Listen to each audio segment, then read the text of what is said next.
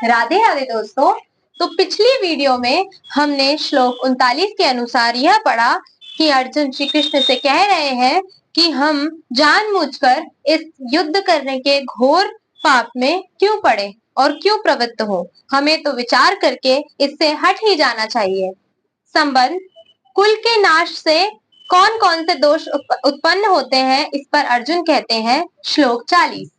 कुलक्षय प्रणिष्यन्ति कुल धर्मा सनातना धर्मे नष्टे कुलम कृत सन् मधर्मो अभिभवत्यो। कुल के नाश से सनातन कुल धर्म नष्ट हो जाते हैं।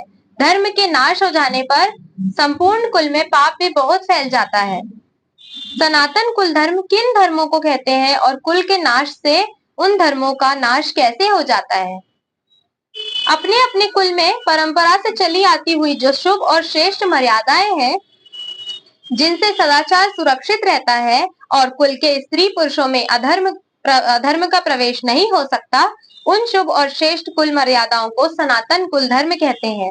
कुल के नाश से जब इन कुल धर्मों के जानने वाले और उनको बनाए रखने वाले बूढ़े बड़े लोगों का अभाव हो जाता है, तब शेष बचे हुए बालकों और स्त्रियों में ये धर्म स्वाभाविक ही नहीं रह सकते कि जब घर के बड़े बूढ़े चले जाते हैं, उनसे छोटे लोग हैं, वो कुल का संतुलन नहीं बना के रख सकते। दूसरा प्रश्न उठता है कि धर्म का नाश हो जाने पर संपूर्ण कुल में पाप भी बहुत फैल जाता है। इस कथन का क्या अभिप्राय है?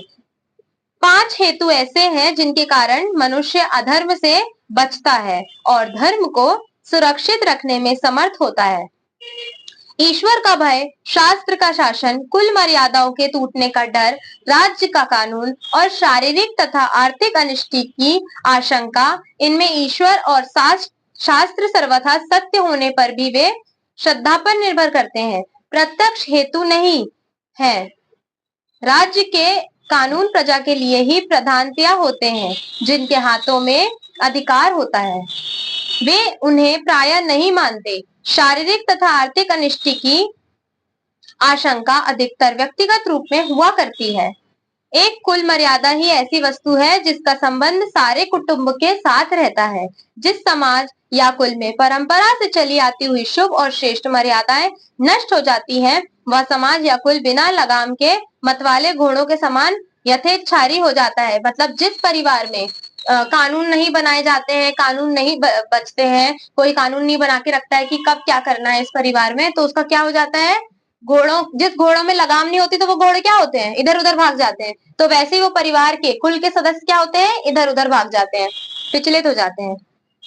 यथेच्छार किसी भी नियम को सहन नहीं कर सकता, वह मनुष्य को सर्वथा उच्छृंखल बना देता है। जिस समाज के मनुष्यों में इस प्रकार उच्छृंखलता आ जाती है, उस समाज या कुल में स्वाभाविक ही सर्वत्र पाप छा जाता है। मतलब जब लोग, कुल के लोग, परिवार के लोग आपस में संतुलन बना के नहीं रखेंगे और इधर उधर चलेंगे, अपनी मर्जी से दूसरा इंसान चलेगा, अपनी मर्जी से तीसरा इंसान चलेगा, तो उससे क्या होगा? कुल में सर्वत्र पाप छा जाएगा। संबंध इस प्रकार जब समस्त कुल में पाप फैल जाता है, तब क्या होता है? अर्जुन अब उसे बतलाते हैं।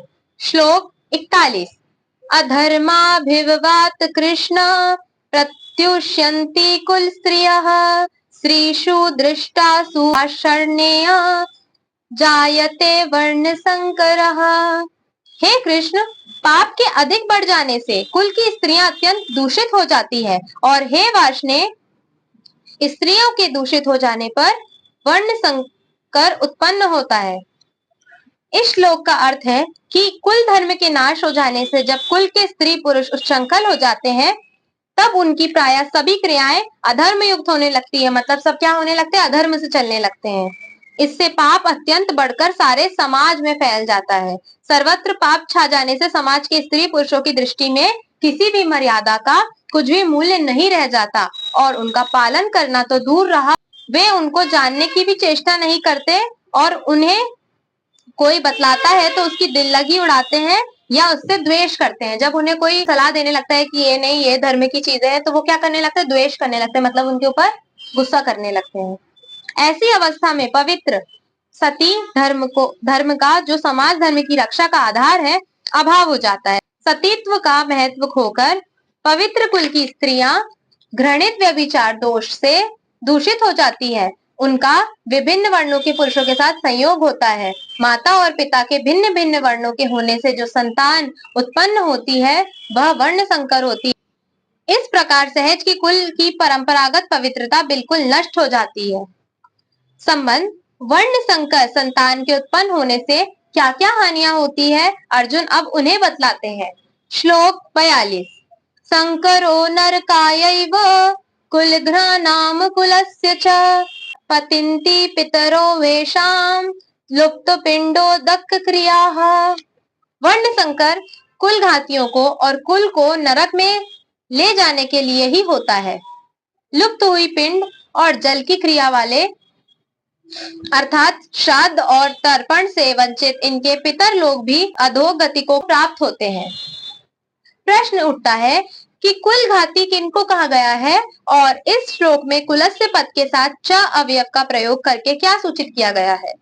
कुल घाती उनको कहा गया है जो युद्ध आदि में अपने कुल का संहार करते हैं, और कुलस्य पद के साथ च अवयव का प्रयोग करके यह सूचित किया गया है कि वर्ण संकर संतान केवल उन कुल घातियों को ही नरक पहुंचाने में कारण नहीं बनती, वह उनके समस्त कुल को भी नरक में ले जाने वाली होती है।